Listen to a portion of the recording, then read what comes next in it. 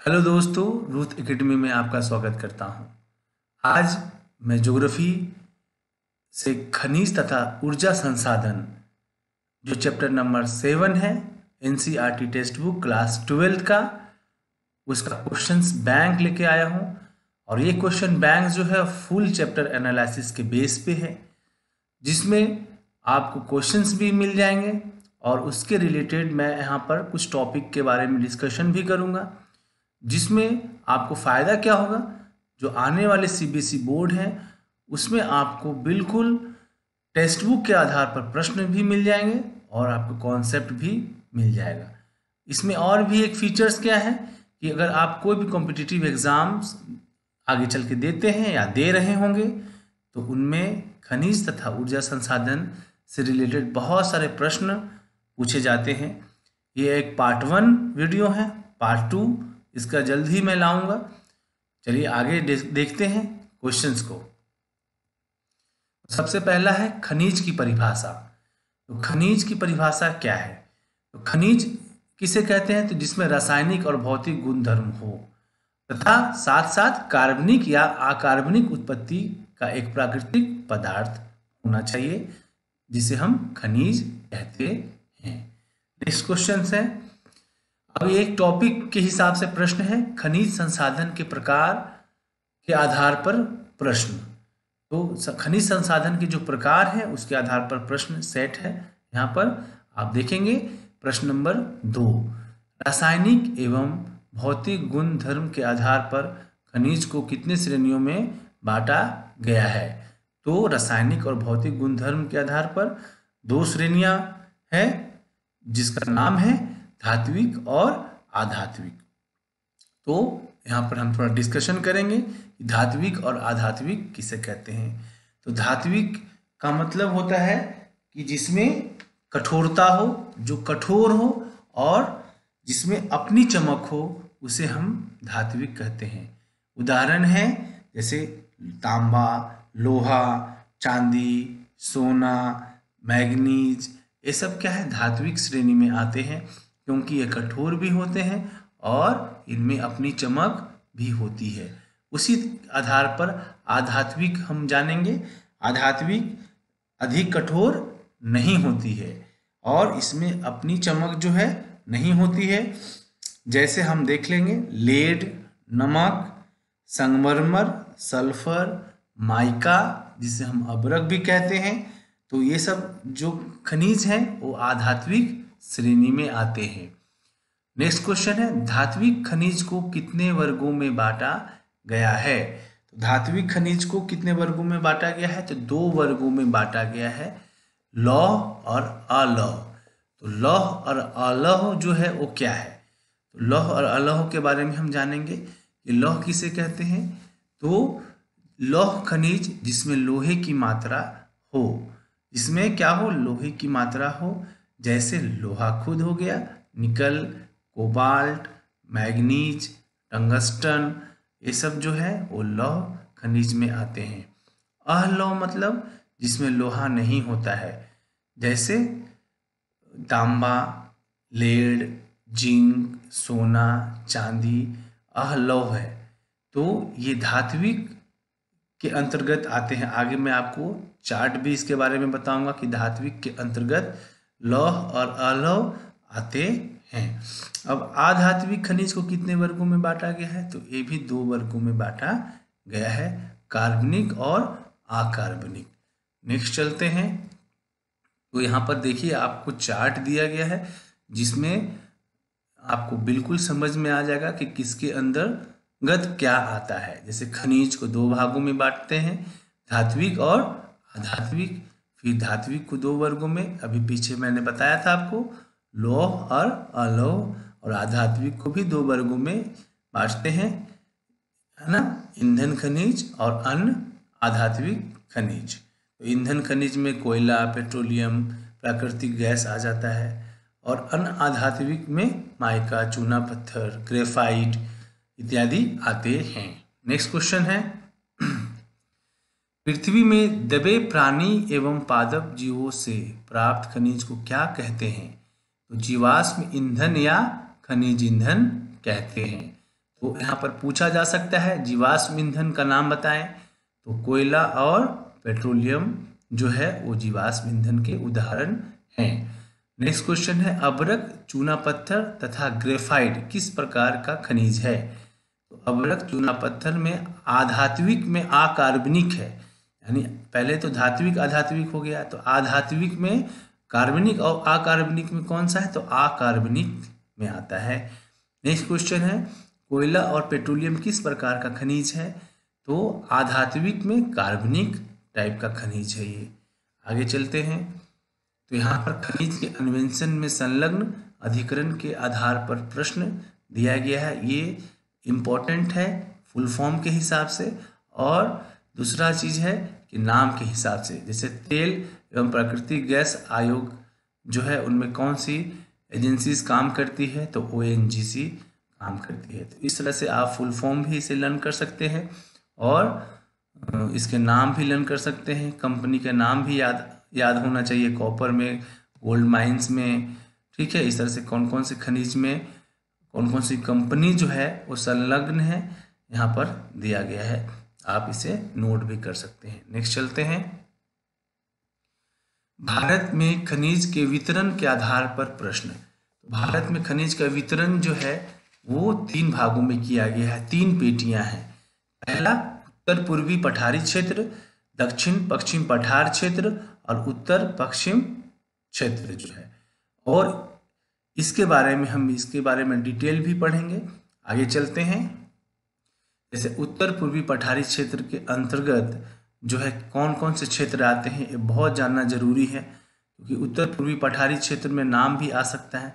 छोटा नागपुर जो झारखंड में है, उड़ीसा का पठार, पश्चिम बंगाल तथा छत्तीसगढ़ के कुछ भाग आते हैं, ठीक है। और इस क्षेत्र में ज़्यादातर लौह अयस्क, कोयला, मैग्नीज, बॉक्साइड और अभ्रक खनिज पाए जाते हैं। ये आपको एक रफ आइडिया आपको दिया जा रहा है, रफ क्या डिटेल ही है। उत्तर पूर्वी पठारी क्षेत्र के कौन कौन सी जगह के बारे में पूछा जा सकता है और वहाँ पर कौन से खनिज पाए जाते हैं, तो ज़्यादातर यही खनिज। फिर इसके वितरण के बारे में, जैसे अलग अलग हम वितरण के बारे में भी पढ़ेंगे कि लौह अयस्क का वितरण बताइए भारत में, तो यहाँ पर जाकर हम डिटेल पढ़ेंगे। कोयला का वितरण, मैग्नीज का वितरण, ठीक है, तो यहाँ पर डिटेल मिलेगा। लेकिन उत्तरी पूर्वी पठारी क्षेत्र के अंतर्गत जो है कौन कौन से क्षेत्र और कौन से खनिज आते हैं, ये आपको यहाँ पर डिटेल मिल गया। नेक्स्ट चलता हूँ, दक्षिण पश्चिम पठार क्षेत्र के अंतर्गत जो है कर्नाटक, गोवा और तमिलनाडु तमिलनाडु का उच्च भूमि और केरल के कुछ भाग आते हैं। यहाँ पर ज़्यादातर लोहा धातु, बॉक्साइड सबसे ज़्यादा मात्रा में पाया जाता है। उसके अलावा मैग्नीज, चूना पत्थर भी पाया जाता है कम मात्रा में। केरल में सबसे इम्पोर्टेंट है, यहाँ से ऑब्जेक्टिव बनते हैं, केरल में मोनाजाइट तथा थोरियम और बॉक्साइट क्ले का निक्षेप मिलता है। आगे इसके हिसाब से क्वेश्चंस भी हैं, पर आपको यहाँ लर्न करना है कि मोनाजाइट तथा थोरियम जो है ज़्यादातर ही पूछते हैं। बॉक्साइट तो भारत में कई जगह पर मिलते हैं, लेकिन केरल के लिए स्पेशलिटीज जो है मोनाजाइट तथा थोरियम है। वहाँ के रेत में, वहाँ सी कोस्ट के रेत में मिलता है यहाँ पर। आगे इसके क्वेश्चंस भी हैं और डिटेल भी है। नेक्स्ट चलते हैं, उत्तर पश्चिम प्रदेश के क्षेत्र के अंतर्गत कौन से आते हैं, तो राजस्थान में अरावली और गुजरात के कुछ भाग आते हैं। यहाँ पर ज़्यादातर तांबा, जिंक प्रमुख खनिज है। राजस्थान में बलुआ पत्थर, ग्रेनाइट, संगमरमर, जिप्सम पत्थर पाए जाते हैं। सीमेंट उद्योग यहाँ डेवलप्ड है। आप देखिए ज़्यादातर सीमेंट उद्योग आपको राजस्थान गुजरात से क्षेत्र में मिलेंगे, क्योंकि यहाँ डोलोमाइट तथा चूना पत्थर कच्चा माल के रूप में पाया जाता है। गुजरात पेट्रोलियम के लिए भी जाना जाता है। यहाँ बहुत सारे पेट्रोलियम के डिस्कशन आगे हम करेंगे। और नमक गुजरात और राजस्थान दोनों में पाया जाता है। यहाँ पर देखिए वाइट रन भी है, सफ़ेद रन, नमक का रन। आप कच्छ की तरफ चले जाइए तो यहाँ पर नमक जो है बनाया जाता भी है। आगे चलते हैं, तो ये आपके तीनों क्षेत्र हो गए। अब आगे चलते हैं, मुंबई हाई से आप क्या समझते हैं। तो मुंबई हाई एक अपतटीय तेल क्षेत्र है जो मुंबई तट से 160 किलोमीटर दूर है। तो मुंबई हाई इसे हम कहते हैं। ठीक है दोस्तों, तो आगे चलते हैं। कौन से खनिज को आधुनिक विकास की कुंजी भी कहा जाता है? लोहा, क्योंकि ऐसा कोई भी कंपनी नहीं है, कोई भी इंडस्ट्रीज नहीं है, या कोई भी तरह का काम आप शुरू कर रहे हैं तो वहाँ पर लोहा अगर नहीं लगा हो तो ऐसा संभव है ही नहीं। लोहा हर क्षेत्र में उपयोगी है, इसीलिए कोई भी विकास का काम आप देश का करेंगे तो लोहा उनमें बहुत जरूरी उपयोगी खनिज में से आता है। नेक्स्ट चलते हैं। लोहे पर आधारित तथ्य जो है, भारत में मिलने वाली 4 प्रकार की लोहे कौन कौन से हैं? तो इसमें मैग्नेटाइट, हेमेटाइट, लिमोनाइट और साइडेराइट, ये 4 प्रकार की लोहा है। और इसमें हम इसकी डिटेल भी जानेंगे। ये नाम तो बहुत ये हमेशा कंपटीशन में इसके प्रश्न आते ही हैं और आपके टेक्स्ट बुक में भी आते हैं। ठीक है, तो आगे चलते इसके बारे में थोड़ी सी जानकारियाँ और ले लेंगे। मैग्नेटाइट सबसे बढ़िया लोहा में से आता है। इसमें 72% धातु अंश होते हैं और चुंबकीय गुण अधिक होता है। हेमेटाइट लाल रंग का लोहा होता है। इसमें 60 से 70% लोहे के अंश होते हैं और खून जैसा लाल इसके कलर होते हैं। लिमोराइट पीले रंग का लोहा होता है। रंग के हिसाब से भी पूछा जाता है, जैसे भूरे रंग का लोहा, पीले रंग का लोहा। तो लिमोराइट पीले रंग का लोहा होता है। 40 से 60% लोहे का अंश होता है। और साइडेराइट अंतिम है। साइडेराइट भूरे रंग का लोहा होता है और अशुद्धियाँ अधिक जो है इसमें मिलती हैं, इसलिए ये कम उपयोगी है। ठीक है, तो सबसे बढ़िया लोहा मैग्नेटाइट, फिर हेमेटाइट और लिमोराइट और साइडेराइट। यहाँ पर सजाने के लिए भी आता है एग्जाम में कि सबसे बढ़िया से घटिया लोहे में सजाइए, अरेंज कीजिए। ठीक है, चुंबकीय गुण सबसे अधिक किस में होता है? ठीक है, खून जैसा लाल किस में होता है? ठीक है, तो ये बहुत इंपॉर्टेंट है। नेक्स्ट चलता हूँ।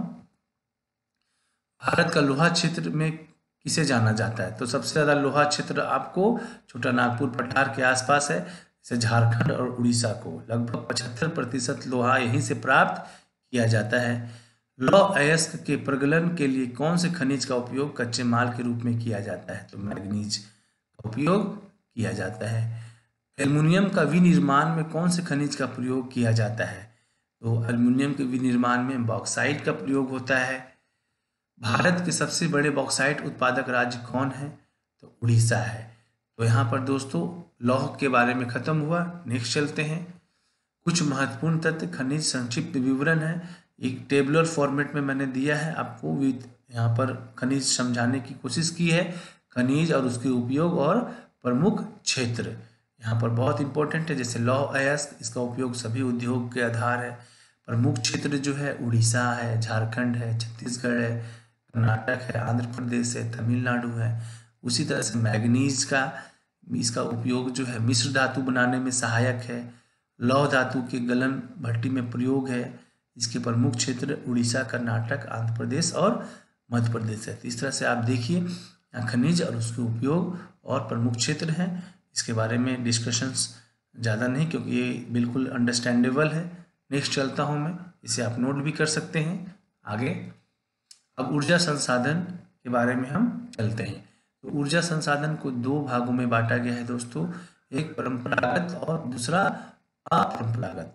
तो परंपरागत को हम अनवीकरणीय भी बोलते हैं और समाप्य भी बोलते हैं, क्योंकि एक दिन ये समाप्त हो जाएगा। अनवीकरणीय का मतलब होता है कि इसे नया करने में मुश्किल है या असंभव है, या इसको नया होने में लाखों वर्ष लग जाते हैं, इसीलिए अनवीकरणीय इसको बोला गया है। क्योंकि तुरंत आज कोयला खत्म हुआ और 100 साल 2 साल के बाद कोयला फिर से बन जाएगा, ऐसा नहीं है। इसे बनने में लाखों साल लगते हैं, हजारों साल लगते हैं। इसीलिए ये परंपरागत इसीलिए बोलते हैं क्योंकि ये बिल्कुल जो है बेसिकली निकाल कर उपयोग किया जाता है, और पहले ज़माने से इसका उपयोग जो है परंपरागत ढंग से किया जा रहा है, इसीलिए इसे परंपरागत कहते हैं। अनवीकरणीय मतलब नया नहीं होगा। समाप्य का मतलब कि ये समाप्त हो जाएगा। ठीक है, इसमें कोयला, पेट्रोलियम और प्राकृतिक गैस आते हैं। दूसरा है अपरंपरागत, नवीकरणीय और असमाप्य। मतलब नवीकरणीय का मतलब ये नया जनरेट होता रहता है। असमाप्त का मतलब है कि ये शायद कभी समाप्त हो पाए, जैसे सौर ऊर्जा, है ना। हम नहीं जानते, होगा समाप्त लेकिन करोड़ों साल लग जाएंगे और हमें पता नहीं है कब समाप्त होगा। पवन, जल विद्युत और जैविक, तो ये सब समाप्त कब होगा ये हमें पता नहीं है, इसलिए अशमाप्त बोलते हैं।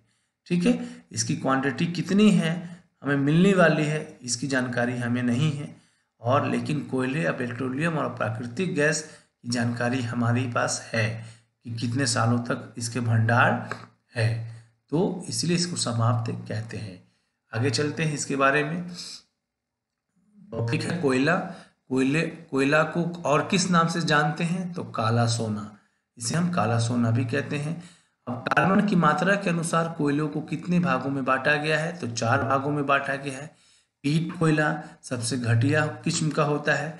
लिग्नाइट, बिटुमिनस और एंथ्रेसाइट, यहाँ पर भारत में सबसे ज़्यादा पाए जाने वाले कोयला जो है वो बिटुमिनस है, और लिग्नाइट को भूरा सोना भी कहते हैं।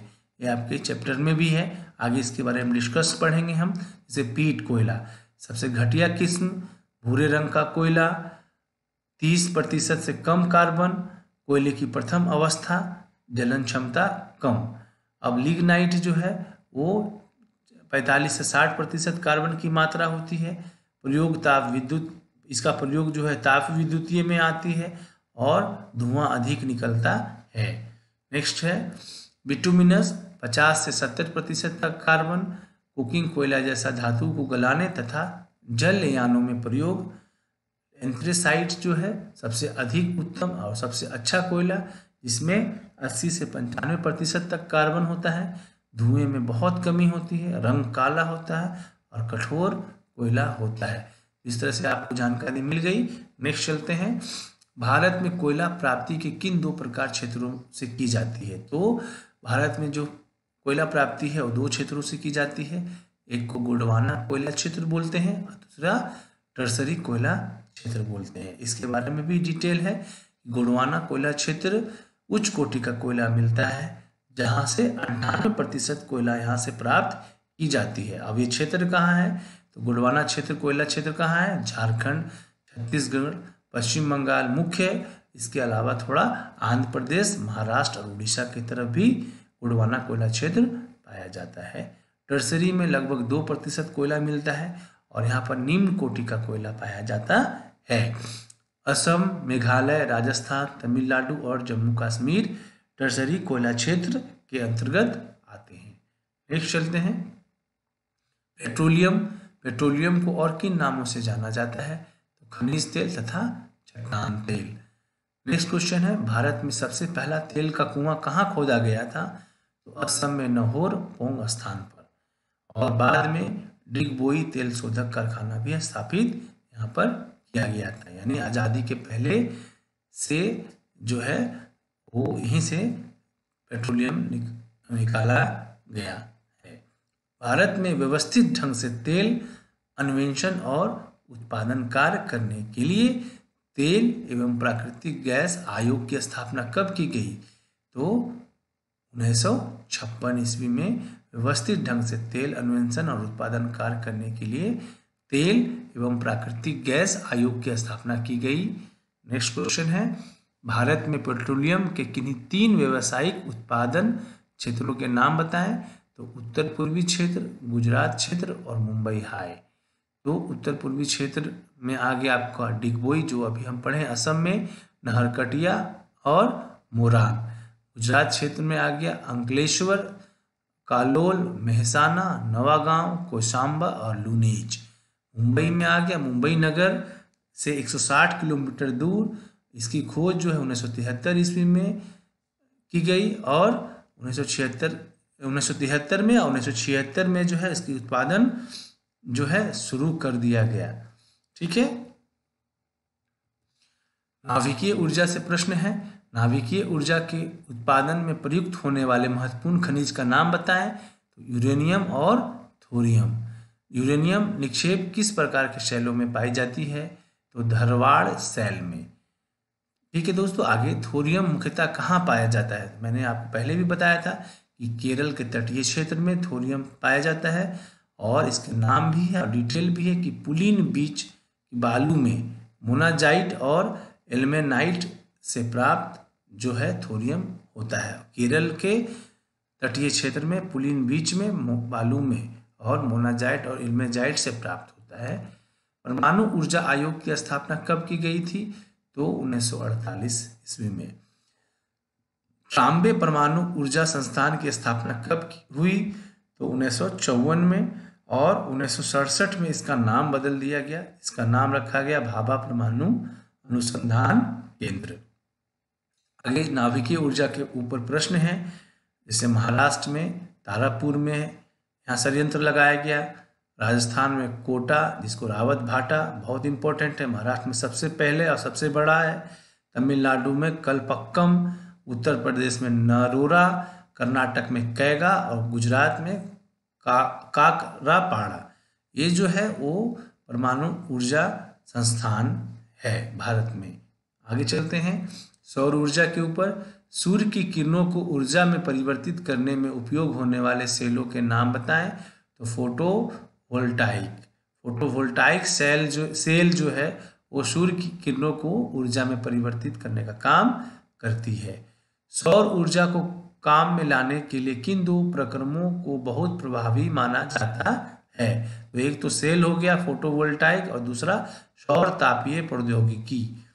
नेक्स्ट क्वेश्चन है, सौर ऊर्जा की विकास अधिक संभावनाएं कहाँ है? तो गुजरात और राजस्थान में। तटीय क्षेत्रों में गुजरात में और राजस्थान में अधिक हवा होती है, इसीलिए अधिक सूर्य ताप होता है, इसीलिए। पवन ऊर्जा भी एक्चुअली गुजरात तरफ ज़्यादा है, इसीलिए। पवन ऊर्जा का मुख्य स्रोत क्या है? तो पछुआ पवन, और इसको अस्थायी पवन भी बोलते हैं, और मानसून पवन। ठीक है। भारत में पहली पवन चक्की कब स्थापित की गई थी? तो 1986 में। कहाँ? गुजरात के मांडवी में। भारत में भूतापीय ऊर्जा कहाँ उत्पन्न की जाती है? तो हिमाचल प्रदेश में मणिकरण जगह पे भूतापीय ऊर्जा उत्पन्न की जाती है। आगे चलेंगे, भूमिगत ताप का उपयोग का पहला सफल प्रयास कब और कहाँ किया गया था? तो 1990 में बोएज शहर में, इडाहो जो यूएस में है। बरौनी तेल शोधक कारखाना कहाँ है? तो बिहार में है। किरुबुरु लोहे खान किस राज्य में है? तो उड़ीसा में है। कौन सा खनिज को भूरा हीरा के नाम से जाना जाता है? तो लिग्नाइट को। हजारीबाग पठार किस खनिज के लिए प्रसिद्ध है? तो अभ्रक के लिए प्रसिद्ध है। भारत का सबसे बड़ा कोयला क्षेत्र कहाँ है? तो झरिया झारखंड में है। भारत में किस प्रकार के कोयले का प्रचुर भंडार है? तो बिटुमिनस है। नदी की किस घाटी को भारत का रूर घाटी कहा जाता है? तो दामोदर घाटी। किस स्थान पर पहला परमाणु ऊर्जा स्टेशन स्थापित किया गया था? तारापुर। तांबा का सबसे बड़ा प्रसिद्ध खान कहाँ है? तो खेतड़ी। कलपक्कम परमाणु गृह किस राज्य में है? तमिलनाडु में है।